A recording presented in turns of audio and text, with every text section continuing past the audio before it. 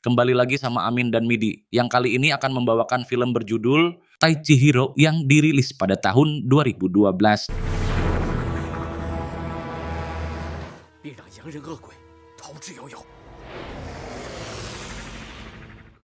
Film dimulai dengan memperlihatkan seorang pria yang sedang melihat sebuah benda terbang di langit, dan orang ini adalah pejuang kemerdekaan Tiongkok sekaligus seorang pangeran bernama Dun.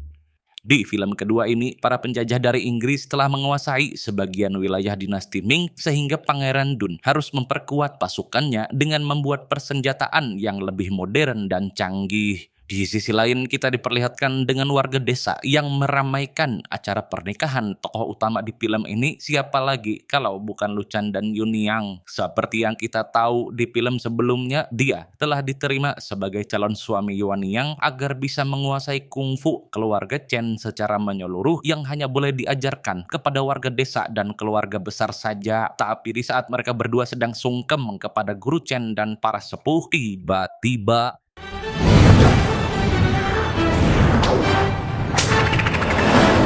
谁来捣乱？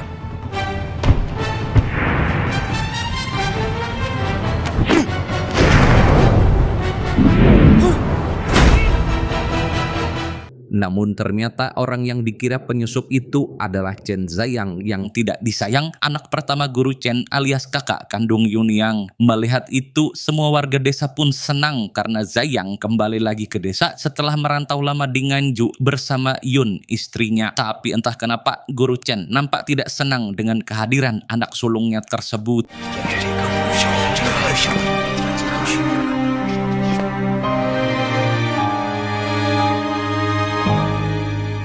Malam harinya, warga desa mengadakan pesta perayaan atas kembalinya Ziyang, dan keluarga Chen pun mengadakan makan malam khusus sambil berbincang-bincang. Tapi di saat mereka mengobrol, Yun hanya diam saja karena rupanya dia tidak bisa mendengar ataupun bicara sejak lahir. Tapi meskipun begitu, Ziyang nampak sangat menyayanginya. Di waktu yang sama, guru Chen dan Yun Yang malah mengawasi gerak-gerik Lu Chan dari atap rumah, dan mereka pun terkejut dengan kelakuannya yang menghabiskan 20 porsi makanan. Lah, udah kayak Tan Boy Kun aja nih orang. Sambil menonton Lu Chan yang sedang mukbang, guru Chen mengatakan kepada anak gadisnya bahwa dia harus anu-anuan dengan Lu Chan agar bisa mengembangkan ilmu kungfunya. Namun Yun Yang menolak keras karena dia belum memiliki rasa yang 100% untuk pendekar bertanduk tersebut. Wanita itu lalu mengalihkan topik pembicaraan dan meminta ayahnya untuk memaafkan Ziyang. Tapi guru Chen marah karena anak pertamanya itu telah melakukan kesalahan besar dengan meninggalkan desa tanpa pamitan. Ketika malam sudah larut, Yun Yang menghampiri suaminya di ruang makan untuk memberitahu dua peraturan yang harus dia patuhi. Pertama, Yun Yang tidak mau melakukan hubungan fisik terlebih dulu sehingga Lu Chan harus tidur di lantai. Dan yang kedua, posisi Yun Yang adalah sebagai guru kungfunya, jadi Lu Chan harus patuh kepadanya. 却不得有夫妻之事。我定下的规矩，我睡绣床，你睡板凳。第二，凡事都是我说了算。怎么不愿意？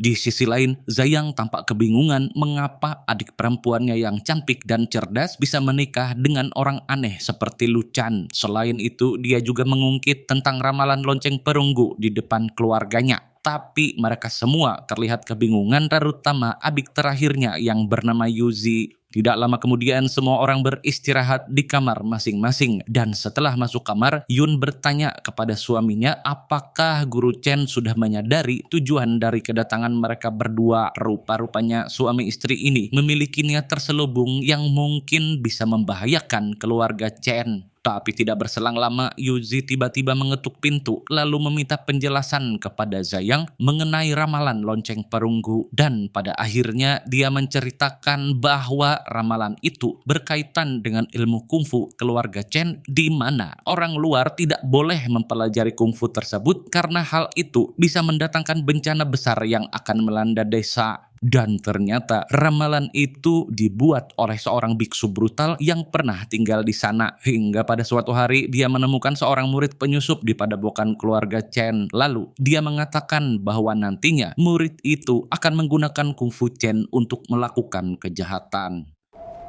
追风是胡魁，仗着陈家拳法，在陕甘一路被我逮住。 Setelah kejadian tersebut, biksu brutal memutuskan untuk pergi dari desa dan merantau ke Tulungagung. Namun sebelum berkelana, dia meramal bahwa desa keluarga Chen akan dilanda bencana besar jika mereka mengajarkan kungfu kepada orang luar lagi.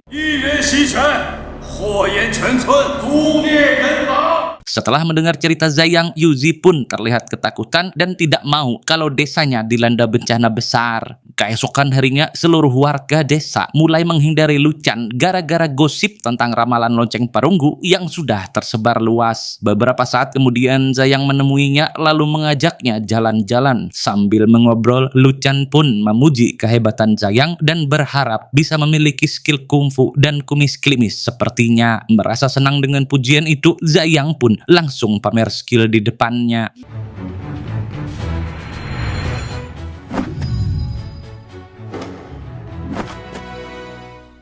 Namun tidak berselang lama, Yuzi datang bersama 2 orang jamet untuk menangkap Lu Chan dan berniat mengusirnya dari desa agar tidak ada bencana yang melanda tempat itu. Lu Chan yang merasa tidak punya salah apa-apa meminta tolong kepada kakak iparnya, tapi Zhayang tidak menggubrisnya sama sekali. Lalu dengan sengaja dia menekan tanduk 3 bunga mahkota milik Lu Chan hingga akhirnya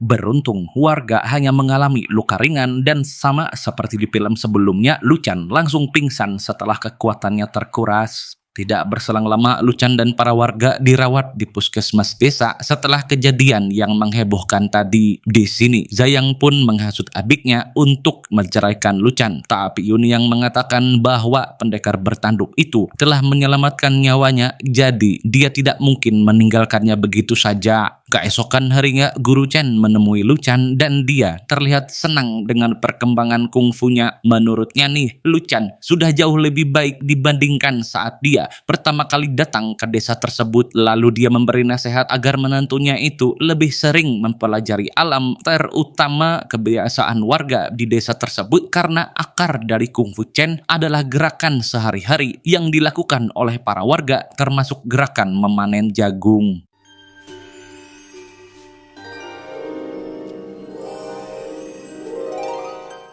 Di waktu yang sama, kita diperlihatkan dengan seorang pengkhianat desa bernama Fang yang setelah keluar dari penjara, dia bertekad untuk balas dendam pada keluarga Chen yang telah mengalahkan dan mempermalukannya dengan sangat telak. Dan tidak disangka-sangka, ternyata dia telah bersekongkol dengan Zhayang untuk meruntuhkan keluarga Chen dari dalam. Tapi walaupun sudah bekerja sama dengan Zhayang, dia masih membutuhkan bantuan dari para bandit yang bekerja sama dengan bule penjajah bernama Du. Rupa-rupanya bule tersebut adalah teman lama Samedi. Dia pun mengajaknya pergi ke sebuah pemakaman sambil membicarakan permasalahan mereka, di mana Pangeran Dun ingin menghukum mati Samedi yang telah berpihak kepada penjajah. Tapi Du berhasil menggagalkan hukuman mati tersebut. Just before Prince Georgiou execution. Sesampainya di pemakaman, Samedi langsung mengunjungi makam Claire yang merupakan mantan kekasihnya. Dan seperti yang kita tahu, wanita bule itu tewas di film sebelumnya gara-gara Lu Chan dan Yunyang. Di sini, Samedi mengungkapkan rasa sedihnya dan dia bertekad untuk balas dendam kepada keluarga Chen. Tapi untuk bisa melawan mereka, dia sangat membutuhkan bantuan dari Du. I need your help. Please. Di sisi lain, Guru Chen mampir ke rumah Yunyang untuk menunjukkan sebuah tanaman herbal yang legendaris di keluarganya. Dia pun memintanya untuk memberikan benda itu kepada Zhayang di waktu yang tepat. Keesokan harinya terjadi kehebohan besar di desa, di mana lonceng perunggu berputar dan berbunyi dengan sangat keras. Sontak seluruh warga desa menjadi panik dan mengira kalau hal itu adalah pertanda bahwa bencana besar akan datang. Mereka pun langsung mengusir Lu Chan saat itu juga.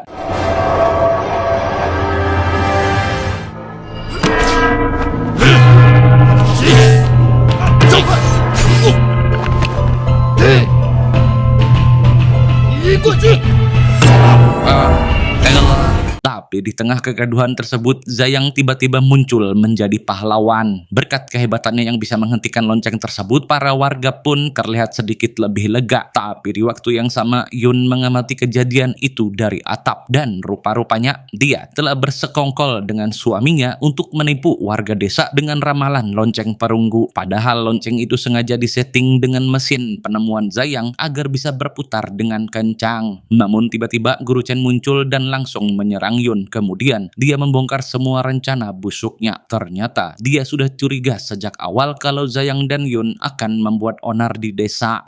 能让法座转那么快，可惜不走正途。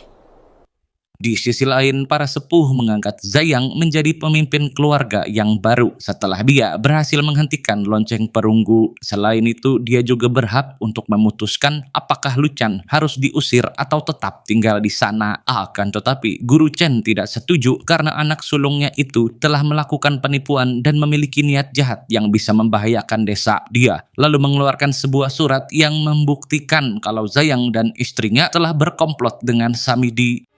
这是耕耘从天津发回来的电报，发现他跟方子敬有过接触。 Seketika raut wajah Zhang pun menjadi panik, tapi para sepuh dan warga desa masih menganggap kalau dia layak menjadi pemimpin keluarga Chen yang baru. Mendengar hal itu, Guru Chen pun menyuruh Lu Chen untuk berduel dengan Zhang untuk menilai apakah putra sulungnya layak menerima jabatan tersebut. Dan tanpa membuang waktu lagi, pertarungan pun dimulai.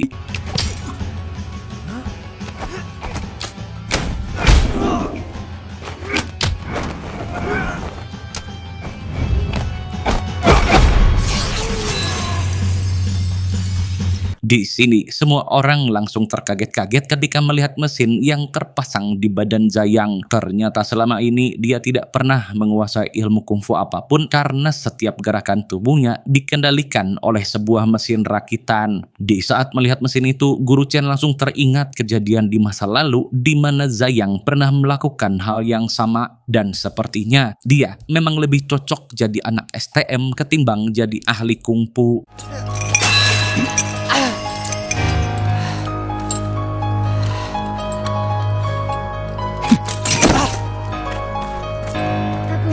Lalu setelah niat aslinya sudah terbongkar, Zhang pun mengatakan kalau dia tidak suka berlatih kungfu karena kungfu tidak bisa mengalahkan penjajah yang memiliki senjata dan alat-alat canggih. Oleh karenanya, dia memilih pergi dari desa dan mendirikan pabrik mesin. Tapi sayangnya, pabrik itu terancam akan ditutup oleh pemerintah. Hingga akhirnya dia didatangi oleh Samidi yang berjanji akan membantunya asalkan dia menjadi pemimpin di keluarga Chen. Tapi sekarang rencananya sudah gagal total. Dan sebagai orang yang tahu malu, dia dan Yun pun memilih untuk pergi dari sana.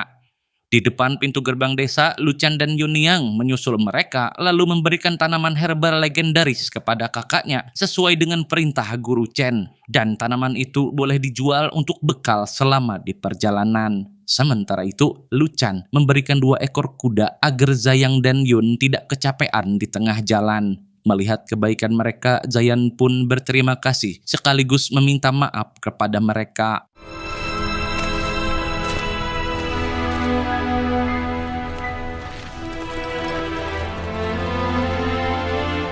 Di sisi lain, Samidi dan pasukannya menerobos masuk ke kantor wakil gubernur. Kemudian dia mengaku sebagai utusan gubernur yang ditugaskan untuk menangkap wakilnya yang ketahuan korupsi. Dan setelah itu, Samidi pun resmi menjabat sebagai wakil gubernur berkat bantuan dari Du. Keesokan harinya, Zhang dan Yun mengunjungi pabriknya yang berada di tengah kota. Akan tetapi, pabrik itu masih disegel. Alhasil, dia pun masuk lewat pintu belakang. Di dalam sana, ada sebuah pesawat rakitan yang bisa digunakan untuk berperang karena sudah dilengkapi dengan senjata yang canggih pada masanya. Dan bisa dibilang, Zhang ini adalah B.J. Habibie versi zaman penjajahan. Namun ketika dia sedang mengagumi hasil karyanya, tiba-tiba kemudian mereka berdua dibawa ke hadapan wakil gubernur yang tidak lain adalah Samidi. Lalu tanpa basa-basi, Samidi mengatakan kalau dia menangkap mereka berdua karena telah gagal menguasai desa keluarga Chen. Tapi Zhayang nampak marah karena Samidi juga tidak menepati janjinya untuk membuka segel di pabriknya. Namun Jamet itu mengatakan kalau dia tidak pernah berniat untuk membantunya karena sewaktu kecil dia selalu dibully oleh Zhayang. Jadi sekarang dia ingin membalaskan dendamnya dengan mengasingkan Zhayang dan istrinya ke tempat yang terpencil. Setelah itu dia berencana untuk menghancurkan desa dan seluruh keluarga Chen. 陈在样，这次你可立大功，我还说要替你还债呢。赶他们走！ Di waktu yang sama, Guru Chen sedang melatih kemampuan spiritual Luchan dengan menyuruhnya untuk bertapa di atas pohon dengan tubuh yang terbalik. Ketika sedang bermeditasi, Luchan tiba-tiba mendapatkan wangsit tentang alasan kenapa Yunyang masih belum bisa menerimanya sebagai seorang suami. Ternyata alasannya adalah karena dia menikahi wanita itu hanya karena ingin berlatih kungfu keluarga Chen tanpa peduli dengan penderitaan warga desa. Alhasil dia pun langsung mendatangi mesin tank raksasa yang pernah digunakan untuk menggusur desa oleh Samidi dan para bule penjajah. Luchan lalu menghancurkan mesin-mesinnya.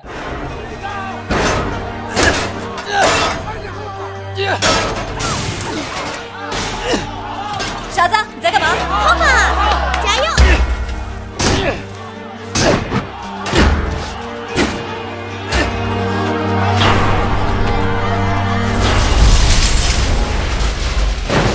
Melihat hal itu, para warga terlihat senang dan Yunyang pun langsung terharu karena Luchan ternyata benar-benar peduli dengan warga desa.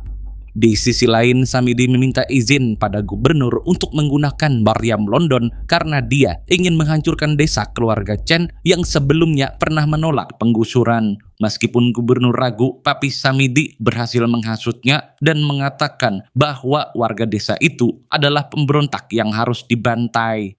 剿平乱党。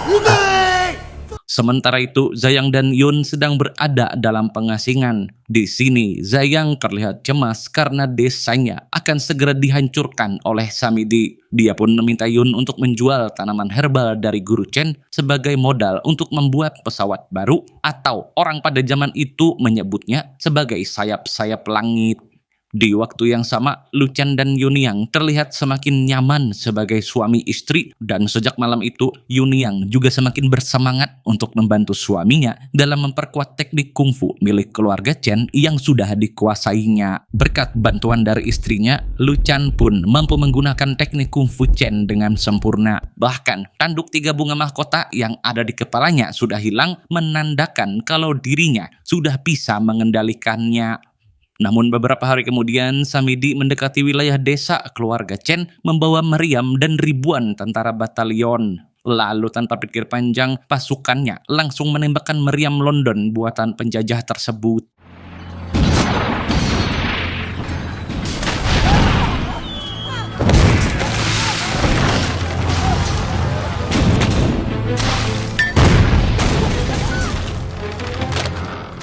Kemudian, komandan batalion menyuruh warga desa untuk menyerahkan Guru Chen, Luchan, dan juga Yunyang karena mereka sudah dianggap sebagai pemberontak oleh pemerintah. Tapi yang saya heran, dengan santainya Guru Chen malah mengajak anak dan menantunya untuk sarapan bakudek Yujum. Sambil makan, Guru Chen memberitahu rencananya kepada Luchan dan Yunyang di mana dia akan menyerahkan diri kepada Samidi demi keselamatan warga desa. Namun sebelum menyerahkan dirinya, dia memberi perintah kepada anak dan menantunya untuk pergi ke kota Peking atau yang sekarang dinamakan Beijing jika rencananya gagal. Di sana mereka harus menemui seorang ahli kungfu bernama Guru Li yang sekarang menjadi penasehat sekaligus juru masak di istana Pangeran Dun. Lalu setelahnya mereka bertiga menemui Samidi di depan gerbang desa. Guru Chen mengatakan kalau dirinya akan menyerahkan diri, tapi dia memohon agar Samidi mau melepaskan Luchan dan Yunyang. Tapi jamet itu tidak mau mendengarkan Guru Chen dan langsung mengerahkan pasukannya untuk mengeroyok mereka bertiga.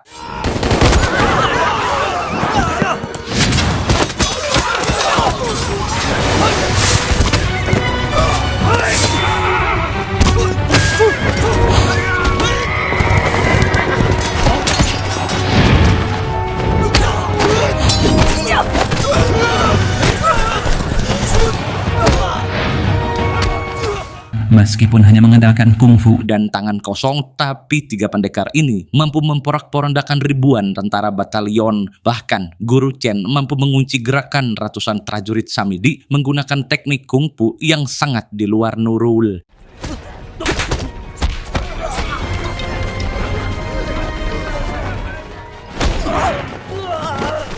Merasa dipermalukan, Samidi pun mengerahkan pasukan cadangan untuk mengepung Guru Chen, Lu Chan, dan juga Yunyang. Lalu ketika mereka bertiga sedang sibuk baku hantam, si Jamet diam-diam mengambil senapan dan hendak menghabisi mereka. Namun tiba-tiba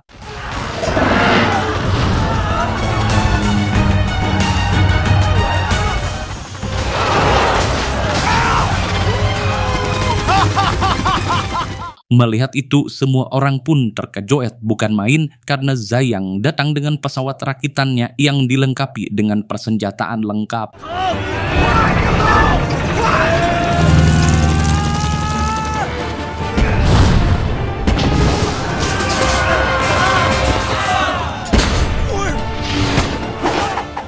Ketika pasukan Samidi sedang kewalahan, Guru Chen pun menyuruh Lu Chan dan Yunyang untuk naik ke pesawat Zhayang lalu pergi ke Peking untuk menemui Guru Li. Tapi sialnya, pesawat itu kehabisan bahan bakar dan karena tidak ada pom bensin di sekitar situ, satu-satunya solusi adalah dengan mengurangi beban. Alhasil Zhayang pun memutuskan untuk terjun menggunakan parasut.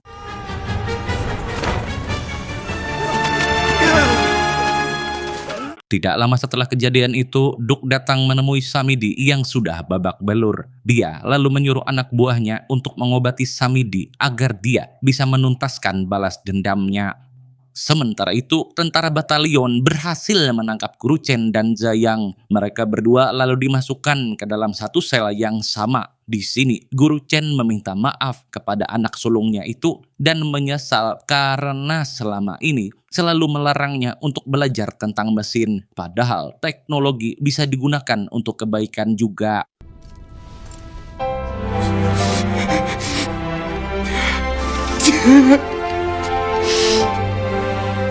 Di lain sisi, Lu Chan dan Yunyang telah sampai di kota Peking. Tapi di sana ada poster buronan yang menampilkan wajah mereka berdua. Rupa-rupanya fitnah Samidi sudah tersebar di kota melalui pergosipan warga. Alhasil, mereka pun berusaha menghindari tempat ramai dan langsung bergegas untuk mencari Guru Li sesuai dengan arahan Guru Chen.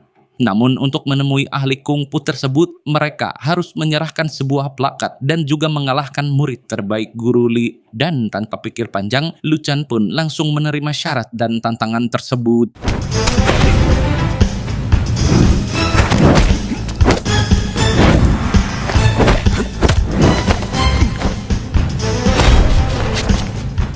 Tapi meskipun sudah berhasil mengalahkannya, Lu Chan masih harus melawan 6 murid Guru Li yang memiliki kemampuan kungfu di atas rata-rata. Namun tidak disangka-sangka, Lu Chan yang masih muda mampu mengalahkan mereka semua dengan sangat mudah.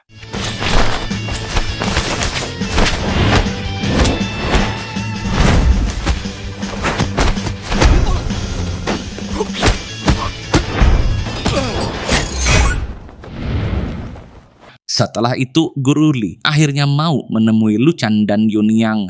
Dia lalu bercerita kalau dulu dia pernah lustrik melawan Guru Chen sebanyak 9 kali. Di sela-sela obrolan, mereka berdua memberitahu kondisi di desa keluarga Chen dan semua itu terjadi gara-gara ulah Samidi. Oleh karenanya, mereka ingin meminta bantuan dari Guru Li. Tapi ahli kungfu itu tidak mau terlibat dalam masalah tersebut, apalagi mereka berdua masih menjadi buronan. Tanpa sepengetahuan mereka, Pangeran Dun sedang berada di dalam ruangan itu dan mendengar semua obrolan mereka. Dia pun berjanji akan membantu mereka asalkan Lu Chan berhasil membuktikan kalau dia adalah bagian dari keluarga Chen. Dan caranya adalah dengan mengalahkan Guru Li menggunakan teknik Kung Fu Chen. Namun jika dia kalah, maka dia akan dipenjara sebagai penyusup karena telah memasuki istana pangeran. Dengan senang hati, Lu Chan pun menerima tantangan itu dan duel pun berlangsung dengan sangat epik.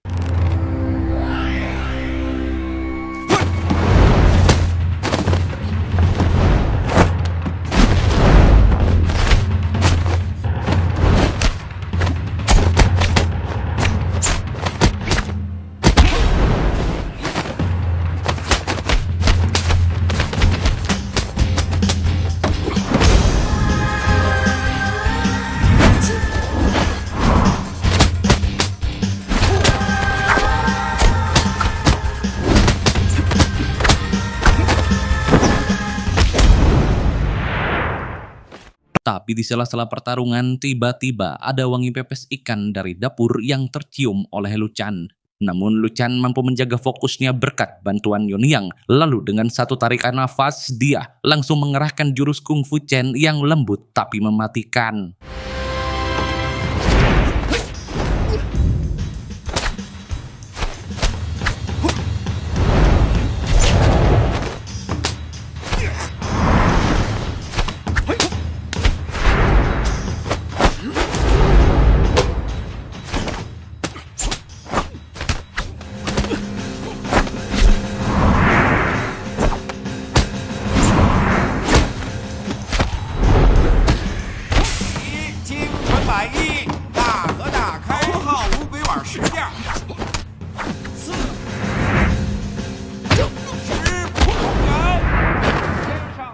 Setelah berduel cukup lama, Guru Li pun akhirnya mengalah dan mengakui kehebatannya. Dia juga mengatakan kepada Pangeran Dun bahwa kungfu yang digunakan oleh Lu Chan memang kungfu dari keluarga Chen. Tidak hanya itu, Pangeran juga kagum dengan gerakan bela diri Lu Chan, dan sejak saat itu dia menyebut kungfu Chen dengan nama Tai Chi. 本村人练的本家拳叫陈家拳，依我看，就叫太极拳吧。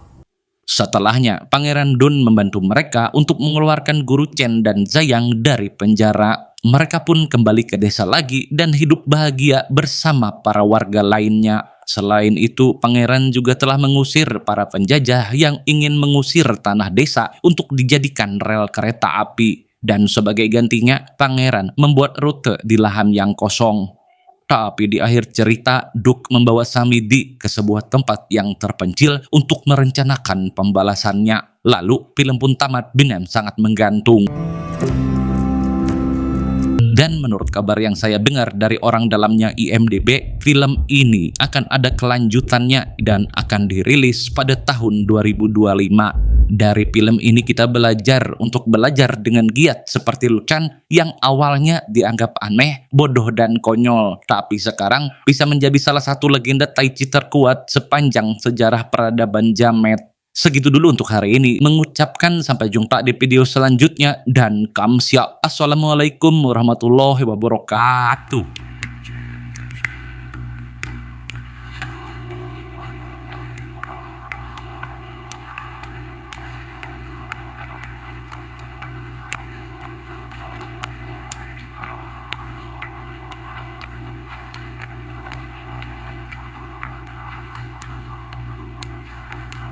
Tenan macam otel mah.